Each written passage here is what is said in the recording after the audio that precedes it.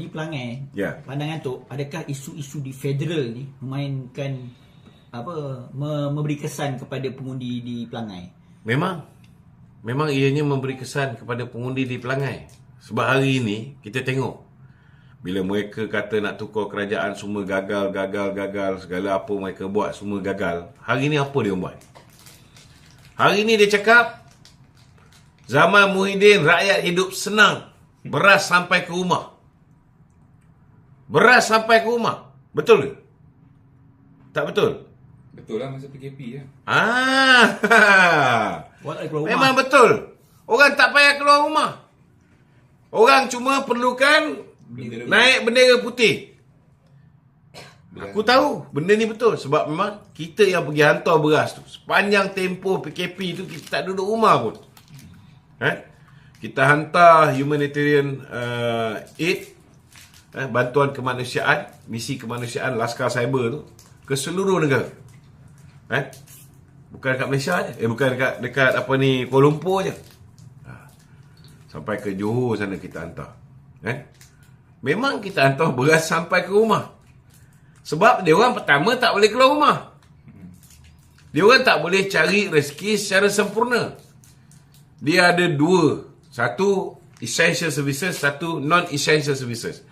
Satu perkhidmatan yang penting, satu dianggap perkhidmatan yang tak penting.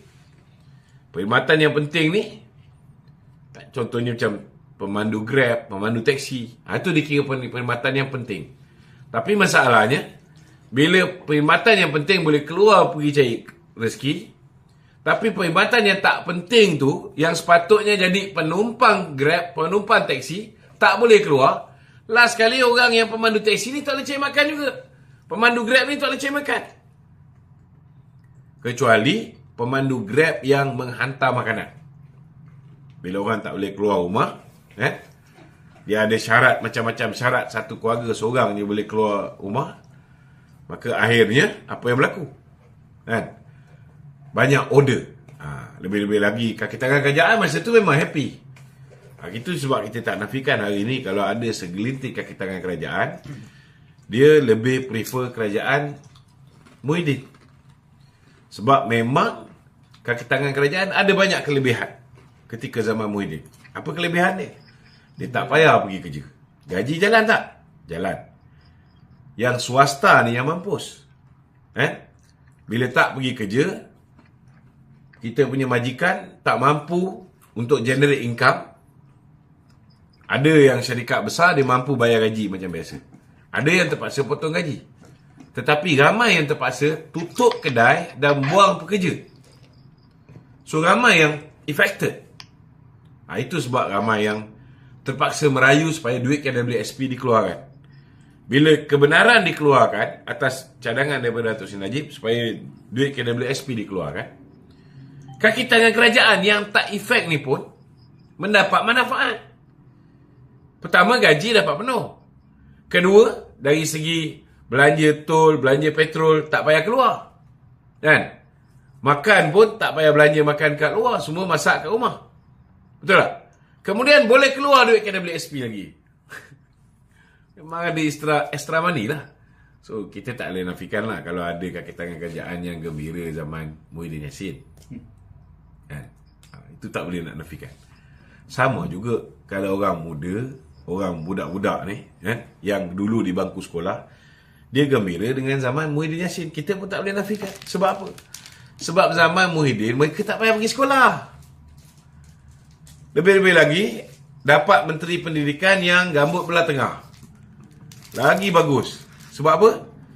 Sebab dia naikkan sistem permakahan tu, memudahkan orang dapat markah tinggi, untuk tunjukkan bahawa walaupun rakyat tak payah pergi sekolah, dia boleh dapat markah tinggi, boleh lulus. Padahal dia mudahkan sistem permakahan. Jadi sepatutnya 50% lulus contohnya. Kalau dah 20-30% pun contoh boleh lulus, kan? Buruk tak jadinya? Tetapi yang Razi Jidin lupa, bila dia buat macam tu, dia rendahkan sistem permakahan. Last kali keputusan pelajar-pelajar ni duduk di rumah, belajar di rumah, tak payah pergi sekolah, lebih baik daripada kalau pergi sekolah macam biasa.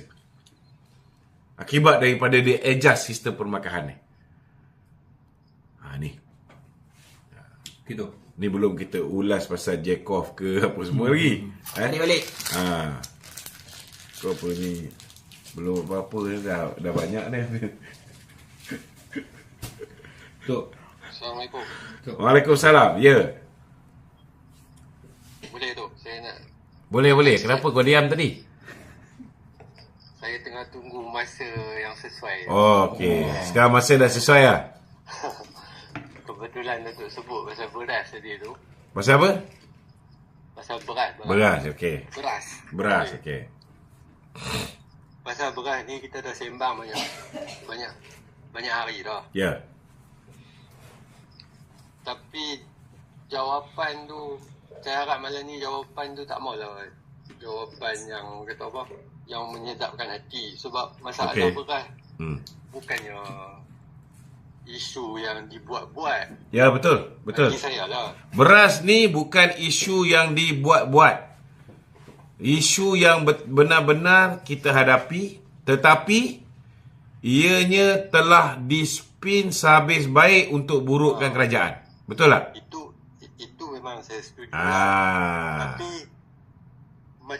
apa yang saya nampak Lon, cara kementerian dan agensi-agensi ni handle isu ni, dia backfire balik pada kerajaan.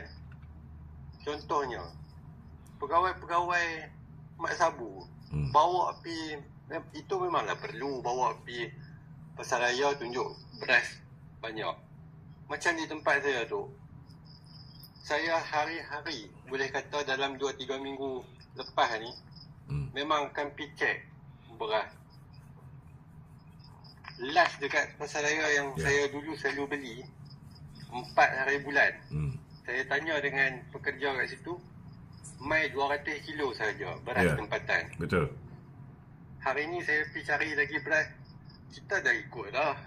Jangan orang kata apa, jangan simpan stok, jangan buat holding. Tapi orang lain saya tak tahu lah kan. Ya, betul. Tapi hari ni bila pergi tanya, memang tak ada. 2 jenis ada, yang selalu ada dekat pasaraya tu, tapi dah tak ada ni. Bila tanya, mereka kata memang bulan ni memang tak payah langsung. Maknanya kata last yang saya jumpa dekat pasaraya yang sama tu, beras tempatan 200 kilo yang mereka kata tu, 3 hari bulan 4, dan masa 4 hari bulan 4 saya pergi dah kosong.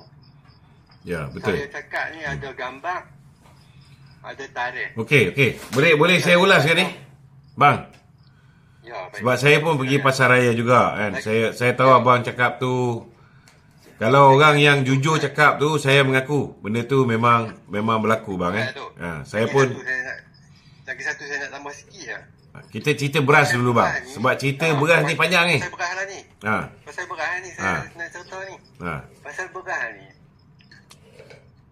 saya dah ikut. Betul. Mula-mula sekali keluar pasal isu beras tempatan ni, bulan 7 awal, tapi masa tu tak meletup lagi. Okey. Dia makin kurang. Tapi masa tu siapa pun tak address.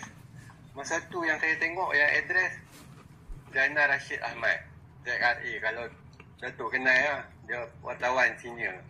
Memang hari dia ulas, tapi dia ulas pun kadang adalah bias sikit. Tapi dia kata dia tak bias lah.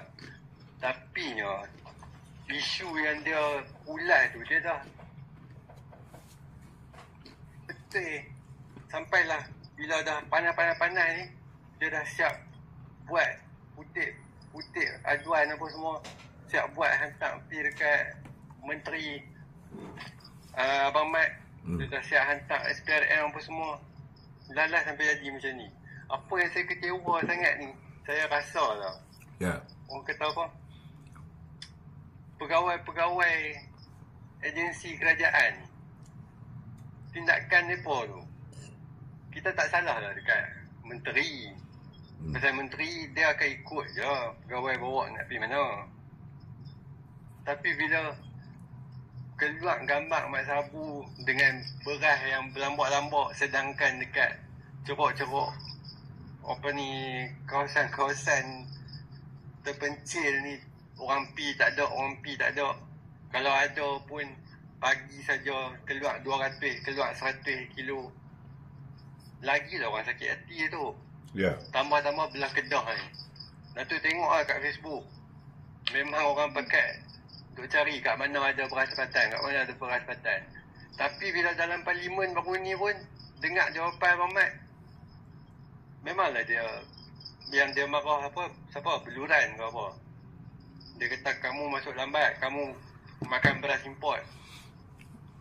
Itu menyakitkan hati tu sebab memang beras tempatan tak ada.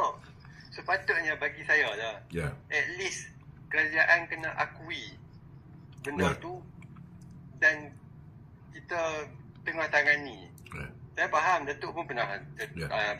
bagi tahu sebelum ni memang kerajaan tengah buat intervensi apa semua, Ya. makan masa sebulan 2 bulan. Tapi bila kita terlalu defend sangat, kita kata kamu makan beras import, kenapa? Masalahnya beras tempatan tak ada. Kita tak nak akui benda tu.